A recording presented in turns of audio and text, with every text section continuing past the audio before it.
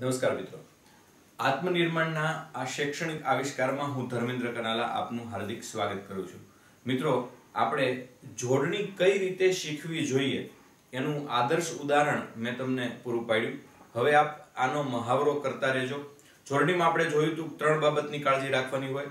સૌથી પહેલા છે એ રસ્વ દીર્ઘની, બીજી અનુસ્વારની અને ત્રીજી સ્પેસ એટલે કે જગ્યાની।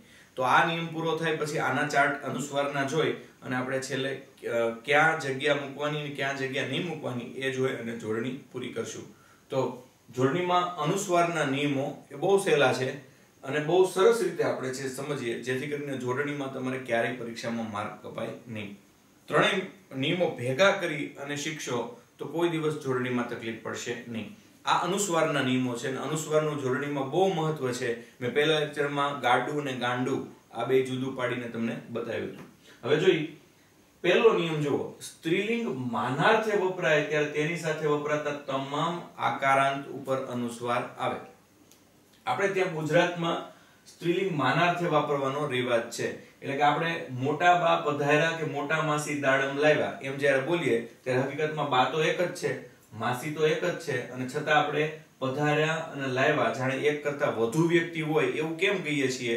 તો ધેટ ઇઝ અવર કલ્ચર, એ આપણી સંસ્કૃતિ છે અને એટલે આપણે બહેનોને માનથી બોલાવીએ છીએ। આપણા સંબંધી કોઈને પણ આપણે માનથી, આપણે તો જો કે પિતાજી પધાર્યા એમ પણ કહીએ છીએ, પણ સ્ત્રીલિંગ માનાર્થે વપરાય ને ત્યારે તમામ આકારાંત ઉપર અનુસ્વાર આવે એ હવે સમજીએ। અહીંયા લખ્યું છે મોટા બા પધાર્યા, અહીંયા લખ્યું છે મોટા માસી દાડમ લાવ્યા। તો અહીંયા આ મોટા પધાર્યા, મોટા અને લાવ્યા એ બધામાં અનુસ્વાર આવે છે। તો હવે સ્ત્રીલિંગ બા છે અને બાને માનાર્થે કીધા એટલે જ મોટા અને પધાર્યા આવ્યું। અહીંયા પણ માસીને માન આપ્યું એટલે મોટા અને લાવ્યા આવ્યું। માનનો આપ્યો તો કેમ આવત? મોટી બા પધારી, મોટી માસી દાડમ લાવી। હકીકતમાં સાચું એ છે ગ્રામેટિકલી, પણ અહીંયા ગ્રામેટિકલી નથી જોતા, આપણે કલ્ચરલ જોઈએ છીએ એટલે આમ લખીએ છીએ। અચ્છા, આમ લખીએ ત્યારે આકારાંત ઉપર અનુસ્વાર આવે। તો તમને એવો પ્રશ્ન થવો જોઈએ કે સાહેબ બા શબ્દમાં આ છે તો એમાં કેમ અનુસ્વાર નહીં? તો હવે યાદ રાખો, એ તો શબ્દ પોતે જ એવો છે, એને આ લાગ્યો નથી, એ શબ્દ જ પોતે એવો છે। તો કે તમે કહો અમને કેમ ખબર પડશે? અમને તો યાદ લાગે છે। તો એ બદલાવીને જોવાનું એટલે ખબર પડી જશે। મોટા, મોટી, મોટું એમ બદલે છે, જ્યારે બા થોડો બદલશે, બા, બી, બુ એવું થોડું થશે। પધારી, પધાર્યા, પધાર્યું જો બદલ્યો। મોટા, મોટી, મોટું, જ્યારે લાવ્યા, લાવી, લાવ્યું, તો એમાં બદલે એમાં અનુસ્વાર આવશે, નહીં બદલે એમાં નહીં આવે। અને આ બદલવાની ને નહીં બદલવાની વાત માત્ર નિયમ પહેલા સુધી જ સીમિત રાખજો। તો નિયમ બીજો શું છે? નિયમ બીજો, નાન્યતર એટલે કે નપુંસક લિંગ બહુવચન શબ્દની સાથે આવતા તમામ આકારાંત ઉપર અનુસ્વાર આવે। કેમ કે સાહેબ બેયમાં જો આકારાંત ઉપર અનુસ્વાર આવતો હતો તો તમે બે નિયમ સાથે લઈ લીધા હોત તો સારું હતું। એટલે એમાં એમ લખી નાખ્યું હોત તો સાહેબ સ્ત્રીલિંગ માનાર્થે નાન્યતર બહુવચન બેયમાં બધા આકારાંતમાં અનુસ્વાર આવે। એવું ન કરવાના બે કારણો છે। નિયમ નંબર પહેલો જુઓ, એમાં સ્ત્રીલિંગ માનાર્થે છે, બહુવચન નથી। માનાર્થે અને બહુવચનમાં ફેર, બા એક જ છે, એક કરતા વધુ નથી। જ્યારે આમાં હકીકતમાં બહુવચન આવશે, રમકડા કયો ત્યારે એક કરતા વધુ એવો અર્થ થાય, એટલે એક તો એ ભેદ છે। બીજું, શબ્દ બા પોતે અનુસ્વાર ન્યા લેતો નથી, જ્યારે અહીંયા શબ્દ પોતે રમકડા પણ અનુસ્વાર લે છે, એટલે બેયમાં તાત્વિક ભેદ છે અને એટલે બેયને છે એ જુદા જુદા નિયમમાં સંગ્રહિત કર્યા। હવે જોઈએ, નાન્યતર બહુવચન શબ્દની સાથે આવતા તમામ આકારાંત ઉપર અનુસ્વાર આવે। કઈ રીતે? તારા બધા નવા રમકડા તૂટી ગયા। તો તારા બધા નવા રમકડા તૂટી ગયા, તો બધાય માથે અનુસ્વાર છે। રમકડું એ નપુંસક લિંગ છે, રમકડું કેવું એમ કયો છો એટલે ખબર પડી જાય। તો તારા બધા નવા રમકડા તૂટી ગયા, તો એ બધા માથે અનુસ્વાર છે એ આવ્યો। અને બીજું વાક્ય જોઈએ, તો આવા મજાના છોકરા તોફાન કરતા હોય ખરા। તો આવા માથે આવ્યું, મજાના માથે આવ્યું, છોકરા માથે આવ્યું, કરતા માથે આવ્યું અને ખરા માથે આવ્યું। પણ અહીંયા પ્રશ્ન એ થાય કે સાહેબ આમાં તો નાન્યતર જાતિ છે રમકડા, આમાં ક્યાં નાન્યતર જાતિ છે? આમાં ક્યાંય નાન્યતર જાતિનો શબ્દ જ નથી। છોકરો એ તો પુલ્લિંગ છે અને છોકરી એ સ્ત્રીલિંગ છે, તો છોકરોનું છોકરા થયા છે, નહીં ખોટું છે, એ છોકરુંનો છોકરા થયા છે। તો કેમ ખબર પડે છોકરું કેવું? એનું આ બહુવચન છે, છોકરાનું નથી। તો છોકરો જો પુલ્લિંગ હોય તો એનું બહુવચન છોકરા નથી થતું, શું થાય છે? છોકરાઓ થાય છે। જ્યારે આ તો છોકરું, છોકરું એટલે નપુંસક લિંગ, છોકરું કેવું? તો એનું બહુવચન છે છોકરા। ઈ કેમ ખબર પડી જાય? ફરીવાર કહું છું, ઓલાને ઓ લાગે, છોકરાઓ, જ્યારે છોકરું, છોકરા, એટલે ખબર પડી જાય કે આમાં નાન્યતર જાતિનો શબ્દ છે. તો બધાય આકારાંત ઉપર અનુસ્વાર આવે. હવે આગળ જોઈએ. અહીંયા એક અપવાદ છે, પણ જો આવા શબ્દને પ્રત્યય લાગે તો ઉપરનો નિયમ લાગુ પડતો નથી. એટલે કે પુસ્તકને અથવા છોકરાને કોઈ પ્રત્યય લાગી જાય તો પછી નિયમ લાગુ પડતો નથી. કઈ રીતે? તો આવા મજાના પુસ્તકમાં છોકરીએ કેવા લીટા પાડ્યા છે, એમાં જો ક્યાંય અનુસ્વાર નથી. એટલે કેટલાક લોકો દલીલ કરશે કે સાહેબ મામાં તો છે, તો મામાં તો અમસ્તુ અનુસ્વાર આવે, ક્યાંય નિયમ કોઈ ન લાગતો હોય તો પણ માં તો અનુસ્વાર લઈ જ તે, એટલે એ નહીં. બીજે ક્યાંય આ આકારાંતમાં આવ્યા છે તો બીજે ક્યાંય આકારાંતમાં અનુસ્વાર નથી. હવે જો ત્રીજો નિયમ, બે નિયમ જોયા, એ હારવાર પાછા રિવાઇઝ કરતા જાઓ કે સ્ત્રીલિંગ માનાર્થે વપરાય તો બધા આકારાંત ઉપર અનુસ્વાર આવે. નાન્યતર જાતિનો શબ્દ બહુવચનમાં વપરાય તોય તમામ આકારાંત અને શબ્દ સહિત અનુસ્વાર આવે, પણ જો એને પ્રત્યય લાગે તો ન આવે. હવે ત્રીજો નિયમ, બે અલગ અલગ લિંગોની સમાન વાત કરવામાં આવી હોય ત્યારે તમામ આકારાંત ઉપર અનુસ્વાર આવે. બે અલગ અલગ લિંગ એટલે પુલ્લિંગ અથવા સ્ત્રીલિંગ, પુલ્લિંગ ને સ્ત્રીલિંગ ભેગું હોય અને એ બેયની સમાન વાત હોય તો અનુસ્વાર આવે.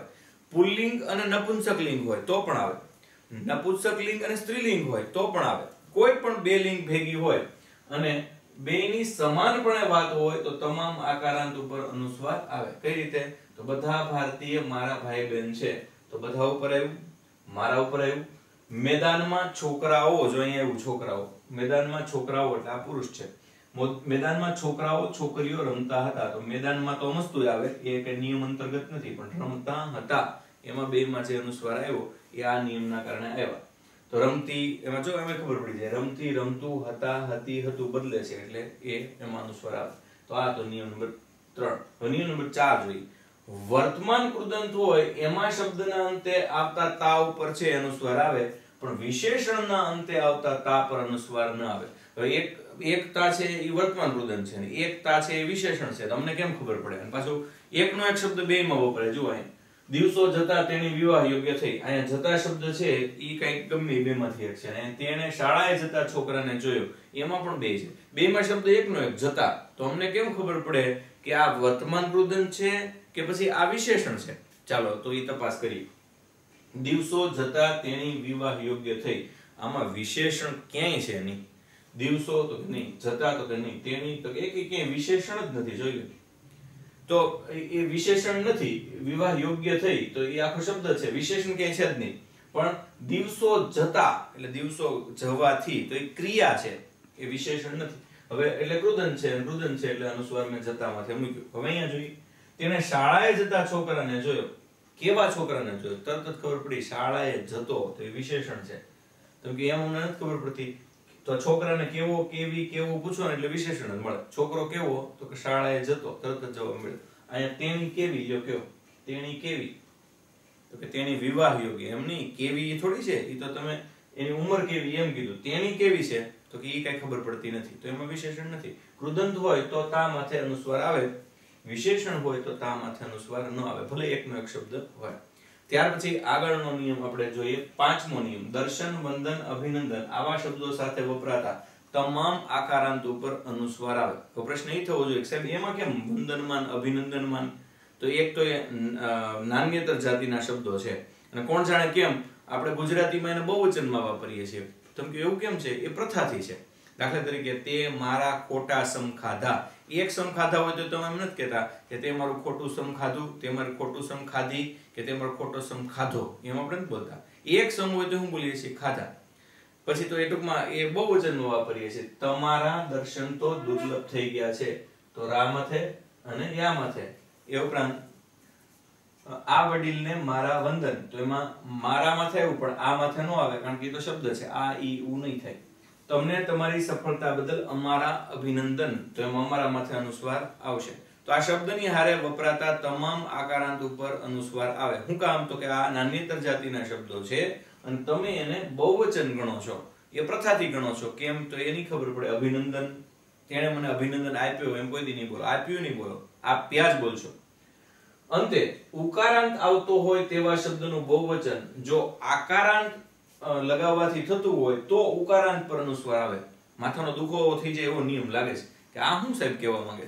હાવ હેલું છે. ઈંડું એનું બહુવચન જો ઈંડા આ લગાડીને થાય ને તો બે માં અનુસ્વાર આવે, પણ અહીંયા મૃત્યુ તો મૃત્યા ન થાય તો યુ માંથી અનુસ્વાર ન આવે. ફરીવાર સમજાવું.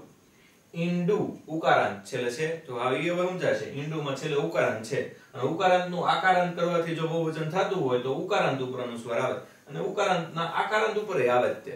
તો કે તમે ઈ ઉપર છે, ઈ તો ઈંડું ન બોલો છો એનું છે અને ઉચ્ચાર કેવો છે તો કે કઠોર એટલે છે રસ્વ છે. ઈંડું તો ડુ માંથી આવ્યું ને ઈંડા એમાં આવ્યું. ટમેટું ને ટમેટા. ફરીવાર જોઈએ, છેલ્લે ઉ હોય, નાન્યતર જાતિ હોય અને ઉ છે એનું આથી બહુવચન થતું હોય તો એમાં ઉ માથે અનુસ્વાર આવે. ઈંડું ઈંડા, ટમેટું ટમેટા, પણ મૃત્યુ મૃત્યા ન થાય એટલે યુ માથે ન આવે. રૂડું રૂડા, તો એમાં બે માં અનુસ્વાર આવ્યું. મીઠું મીઠા થાય, સારું સારા, તો રૂ માં થયું. પણ ચીકુનું ચીકા ન થાય અને ઋતુનું ઋતા ન થાય તો તું માથે ને કુ માથે અનુસ્વાર ન આવ્યું. તો મિત્રો આ હતા અનુસ્વારના નિયમો. ફટાફટ જોઈ લઈએ, બહુ સરળ છે. સ્ત્રીલિંગ માનાર્થે હોય તો તમામ આકારાંત ઉપર આવે પણ શબ્દ પોતા ઉપર ન આવે. નાન્યતર બહુવચન હોય તો તમામ આકારાંત ઉપર આવે અને શબ્દ ઉપર આવે, પણ જો શબ્દને પ્રત્યય લાગે તો કોઈ ઉપર ન આવે. ત્યાર પછી બે અલગ અલગ લિંગની વાત કરવામાં આવી હોય અને સમાન વાત હોય તો તમામ આકારાંત ઉપર આવે. વર્તમાન કૃદંતના તા ઉપર આવે પણ વિશેષણના તા ઉપર ન આવે. દર્શન, અભિનંદન, વંદન આવા શબ્દો બહુવચનમાં વાપરીએ એટલે તમામ આકારાંત ઉપર આવે. અંતે જે શબ્દને ઉ હોય ને આ લગાડવાથી બહુવચન થતું હોય તો ઉ ઉપર આવે, અન્યથા ન આવે. એટલું સહેલું છે. તો આ હતા અનુસ્વારના તમામ નિયમો. હવે આપણે એને યાદ રાખવા માટે એક સરસ મજાનો ચાર્ટ બનાવી લઈએ. તો ચાલો અનુસ્વારનો ચાર્ટ બનાવીએ. નમસ્કાર.